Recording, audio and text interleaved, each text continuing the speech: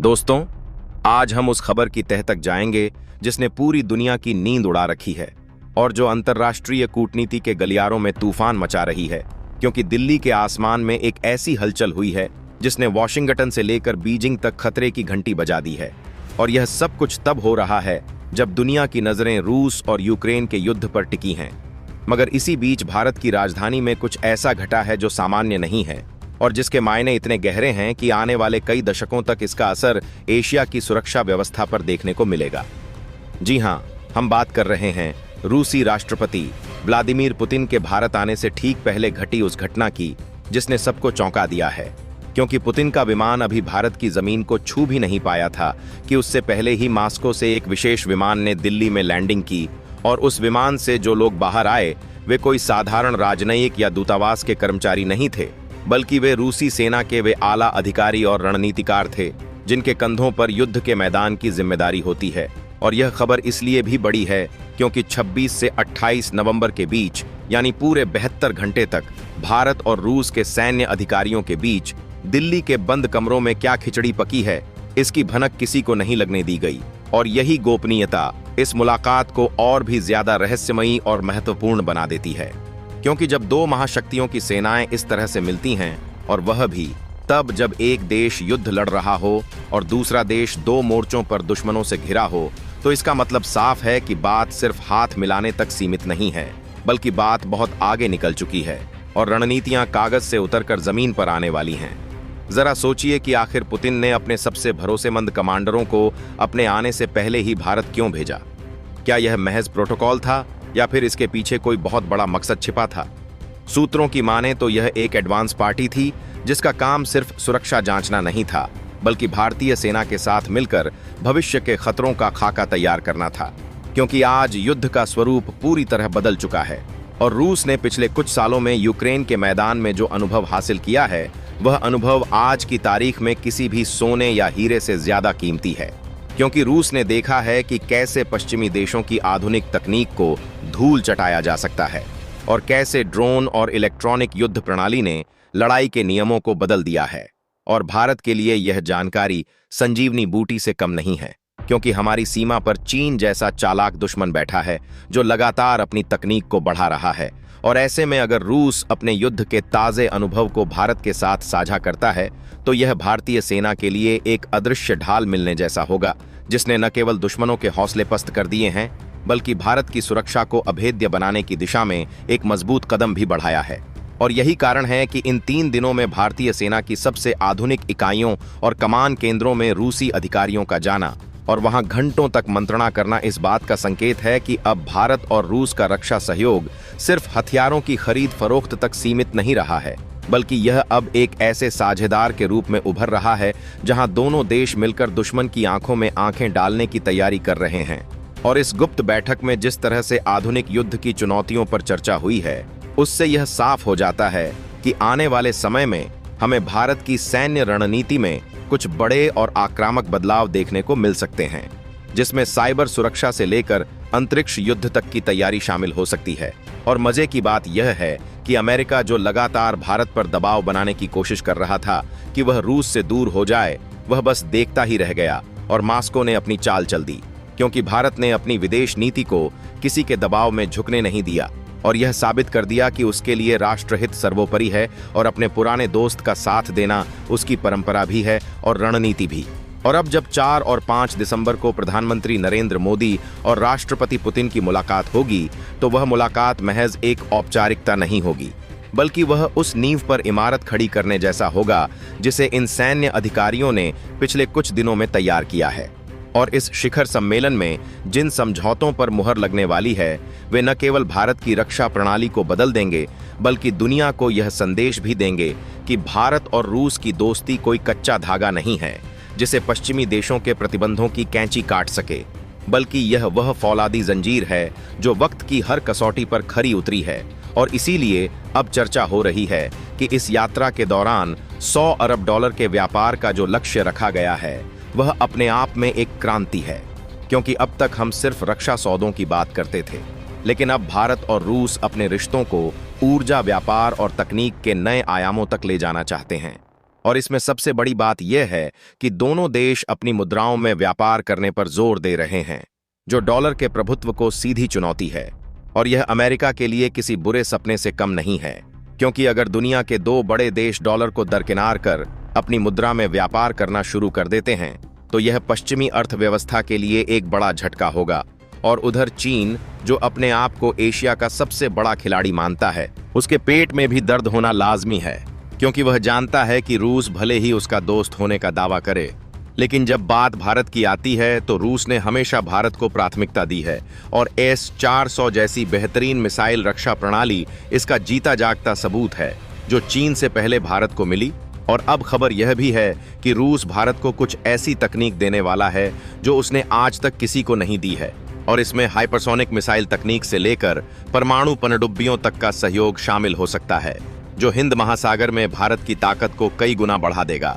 और पाकिस्तान की तो बात करना ही बेकार है, क्योंकि वह तो बस किनारे खड़ा होकर तमाशा देखने के अलावा कुछ नहीं कर सकता, क्योंकि उसे पता है कि उसका हर दांव अब उल्टा पड़ने वाला है। क्योंकि जब भारत के पास रूस का साथ हो और सीमा पर आधुनिक हथियार तैनात हों, तो किसी भी घुसपैठिए के लिए भारत की सीमा में झांकना भी मौत को दावत देने जैसा होगा। और दोस्तों, आपको यह जानकर हैरानी होगी कि इस बार की बैठक में सिर्फ आसमान और जमीन की सुरक्षा पर ही नहीं, बल्कि समुद्र की गहराइयों से लेकर अंतरिक्ष की ऊंचाइयों तक बात होगी। क्योंकि भारत का गगनयान मिशन, जिसमें हम अपने यात्रियों को अंतरिक्ष में भेजने वाले हैं, उसमें भी रूस एक बहुत बड़ी भूमिका निभा रहा है। और हमारे अंतरिक्ष यात्रियों को प्रशिक्षण देने से लेकर तकनीकी सहायता तक रूस हर कदम पर भारत के साथ खड़ा है, जो यह बताता है कि यह रिश्ता सिर्फ जरूरतों का नहीं, बल्कि भरोसे का है। और यह भरोसा एक दिन में नहीं बना है, बल्कि इसके पीछे दशकों का इतिहास है। जब पूरी दुनिया भारत के खिलाफ थी, तब रूस ने वीटो का इस्तेमाल करके भारत को बचाया था। और आज जब रूस मुश्किल में है, तो भारत ने भी एक सच्चे दोस्त का फर्ज निभाया है, और उसने पश्चिमी देशों के प्रोपेगेंडा को खारिज करते हुए रूस के साथ अपने संबंधों को और मजबूत किया है। और तेल खरीदकर रूस की अर्थव्यवस्था को भी सहारा दिया है, जिससे भारत को भी फायदा हुआ और हमारी ऊर्जा सुरक्षा सुनिश्चित हुई। और यही कूटनीति की जीत है, जिसे आज पूरी दुनिया मोदी और पुतिन की दोस्ती के रूप में देख रही है। और इसीलिए 4 और 5 दिसंबर की तारीख इतिहास के पन्नों में दर्ज होने जा रही है, क्योंकि इन 2 दिनों में जो फैसले लिए जाएंगे वे सिर्फ भारत और रूस के लिए नहीं, बल्कि पूरी वैश्विक राजनीति के लिए दिशा सूचक का काम करेंगे। और जिस तरह से मेक इन इंडिया के तहत अब रूसी हथियारों का निर्माण भारत में होने की बात चल रही है, चाहे वह AK-203 राइफल हो या फिर सुखोई विमानों का अपग्रेडेशन हो,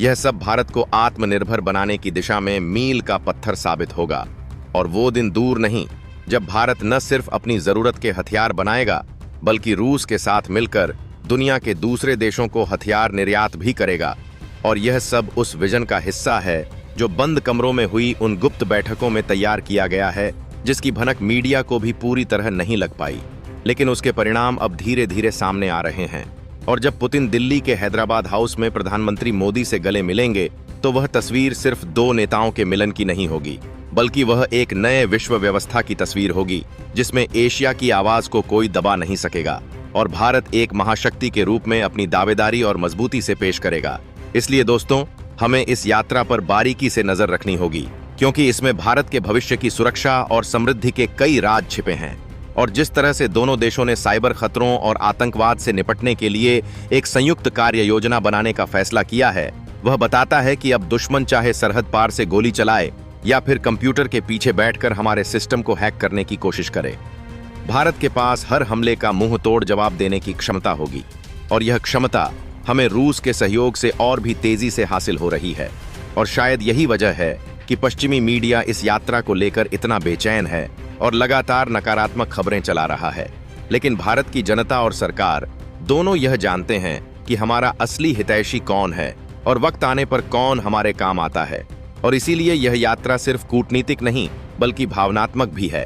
क्योंकि रूस और भारत के लोगों के बीच जो प्यार और सम्मान है, वह किसी भी राजनीतिक समीकरण से ऊपर है। और जब रूसी सेना का वह विशेष दल दिल्ली की सड़कों से गुजरा होगा और जब उन्होंने भारतीय सैनिकों के साथ अपने अनुभव साझा किए होंगे, तो निश्चित रूप से वहां एक अलग ही ऊर्जा का संचार हुआ होगा, जो यह बताता है कि वर्दी का रंग भले ही अलग हो, लेकिन दोनों देशों के सैनिकों का मकसद एक ही है, और वह है अपने देश की सुरक्षा और अपने दोस्त का साथ। और अब हमें इंतजार है उस पल का जब समझौतों पर हस्ताक्षर होंगे और आधिकारिक घोषणाएं की जाएंगी कि आखिर भारत की झोली में क्या क्या आया है। लेकिन एक बात तो तय है कि पुतिन खाली हाथ नहीं आ रहे हैं और न ही भारत उन्हें खाली हाथ जाने देगा, क्योंकि यह दोस्ती बराबरी की है और इसमें दोनों का फायदा है। और सबसे बड़ी बात यह है कि यह दोस्ती विश्व शांति के लिए भी जरूरी है, क्योंकि जब भारत और रूस जैसे देश साथ होते हैं तो दुनिया में शक्ति का संतुलन बना रहता है और किसी एक देश की दादागिरी नहीं चल पाती।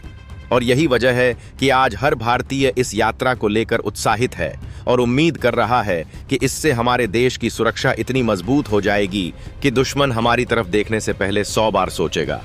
और यही इस पूरी कवायद का असली मकसद भी है। चलिए हम सब मिलकर इस ऐतिहासिक पल के गवाह बने और देखें कि कैसे भारत अपनी कूटनीति और सामरिक क्षमता का लोहा पूरी दुनिया में मनवाता है और कैसे यह पुरानी दोस्ती एक नए और आधुनिक रूप में हमारे सामने आती है। इसी कड़ी में एक और बड़ी खबर जो छनकर बाहर आ रही है वह समुद्र की गहराइयों से जुड़ी है, क्योंकि बंद कमरों में हुई इस बैठक में हिंद महासागर में चीन की बढ़ती दादागिरी को खत्म करने के लिए एक बेहद गुप्त और खतरनाक प्लान तैयार किया गया है, जिसे अंडर वाटर वॉल यानी पानी के भीतर की दीवार का नाम दिया जा रहा है। और सूत्रों का कहना है कि रूस भारत को परमाणु पनडुब्बियों के निर्माण में वह क्रिटिकल टेक्नोलॉजी देने को तैयार हो गया है, जो अब तक उसने अपने सबसे करीबी दोस्तों को भी नहीं दी थी, क्योंकि रूस जानता है कि भविष्य का युद्ध जमीन पर नहीं बल्कि समुद्र के नीचे लड़ा जाएगा। और अगर भारत के पास अपनी खुद की परमाणु पनडुब्बियों का एक बड़ा बेड़ा होगा तो मलक्का जलडमरू मध्य से लेकर हिंद महासागर तक चीन की एक भी चाल कामयाब नहीं हो पाएगी। और चर्चा तो यहां तक है कि इस दौरे पर ली जाने वाली नई परमाणु पनडुब्बी चक्र 3 को लेकर भी अंतिम मुहर लग सकती है, जो भारतीय नौसेना को एक ऐसी अदृश्य शक्ति प्रदान करेगी जिससे दुश्मन के रडार और सोनार भी धोखा खा जाएंगे। और यह सौदा सिर्फ रक्षा तक सीमित नहीं है, बल्कि यह एशिया में शक्ति संतुलन को पूरी तरह से भारत के पक्ष में झुकाने वाला मास्टर स्ट्रोक साबित होगा। इसके अलावा बात सिर्फ हथियारों की नहीं है, बल्कि उस आर्थिक किलेबंदी की भी है जिसे तोड़ने के लिए भारत और रूस ने एक नया रास्ता खोज निकाला है, जिसे international north south transport corridor और चेन्नई व्लादिवोस्टॉक मैरीटाइम कॉरिडोर का नाम दिया गया है। और पुतिन की इस यात्रा में इन दोनों रूटों को पूरी तरह से चालू करने पर बड़ा फैसला होने वाला है, जो व्यापार की दुनिया में स्वेज नहर के एकाधिकार को चुनौती देगा, क्योंकि अभी तक भारत और रूस के बीच सामान पहुंचने में 40 दिन लगते थे, लेकिन इस नए रास्ते से यह समय घटकर 24 दिन रह जाएगा। और सबसे बड़ी बात यह है कि यह रास्ता यूरोप और नाटो देशों की पहुंच से पूरी तरह दूर होगा, जिसका सीधा मतलब है कि अगर कल को पश्चिमी देश भारत पर कोई प्रतिबंध लगाने की कोशिश भी करते हैं तो भारत की सप्लाई चेन पर कोई असर नहीं पड़ेगा। और यह आत्मनिर्भरता की दिशा में एक ऐसा कदम है जो भारत की अर्थव्यवस्था को बुलेट प्रूफ बना देगा। और यही वजह है कि दोनों देशों के बीच भुगतान प्रणाली को लेकर भी एक नई व्यवस्था बनाई जा रही है, ताकि डॉलर पर निर्भरता को हमेशा के लिए खत्म किया जा सके। हवा में भारत की बादशाहत कायम करने के लिए भी एक बहुत बड़ा प्लान टेबल पर रखा गया है, जिसे सुपर सुखोई प्रोजेक्ट कहा जा रहा है, क्योंकि भारतीय वायुसेना के पास जो सुखोई 30 MKI विमान हैं वे बेहतरीन हैं, लेकिन अब उन्हें 5वीं पीढ़ी के लड़ाकू विमानों की टक्कर का बनाने के लिए रूस अपना सबसे आधुनिक रडार और इंजन भारत को देने वाला है। और खबर है कि इस अपग्रेड के बाद हमारे पुराने सुखोई विमान भी दुश्मन के विमानों को उनकी सीमा में घुसने से पहले ही देख लेंगे और मार गिराएंगे। और इस प्रोजेक्ट की सबसे खास बात यह है कि यह पूरा अपग्रेडेशन भारत में ही हिंदुस्तान एरोनॉटिक्स लिमिटेड द्वारा किया जाएगा, जो मेक इन इंडिया को एक नई उड़ान देगा। और साथ ही रूस भारत को S-500 यानी प्रोमेथियस सिस्टम के विकास में भी भागीदार बनाने का प्रस्ताव दे सकता है, जो अंतरिक्ष से आने वाले हमलों को भी रोकने में सक्षम है। और अगर यह डील आगे बढ़ती है तो भारत दुनिया के उन चुनिंदा देशों में शामिल हो जाएगा जिनके पास अपनी धरती को किसी भी तरह के हवाई या मिसाइल हमले से बचाने का अभेद्य कवच मौजूद है। अंत में दोस्तों, ये समझना बहुत जरूरी है कि पुतिन का यह दौरा और उससे पहले हुई यह गुप्त सैन्य बैठकें महज एक कूटनीतिक प्रक्रिया नहीं है, बल्कि यह एक बदलते हुए विश्व की आहट है, जहां भारत अब एक मूक दर्शक नहीं बल्कि एक गेम चेंजर की भूमिका में है। और 4 दिसंबर को जब दोनों नेता दुनिया के सामने आएंगे तो उनकी बॉडी लैंग्वेज और उनके साझा बयान यह बता देंगे कि भारत ने अपनी शर्तों पर अपनी सुरक्षा और विदेश नीति को चलाने का फैसला कर लिया है। दोस्तों, इस पर अपनी राय कमेंट बॉक्स में जरूर बताएं। इसी तरह की और भी नॉलेजेबल वीडियो देखने के लिए हमारे चैनल TND न्यूज को सब्सक्राइब जरूर कीजिएगा। धन्यवाद।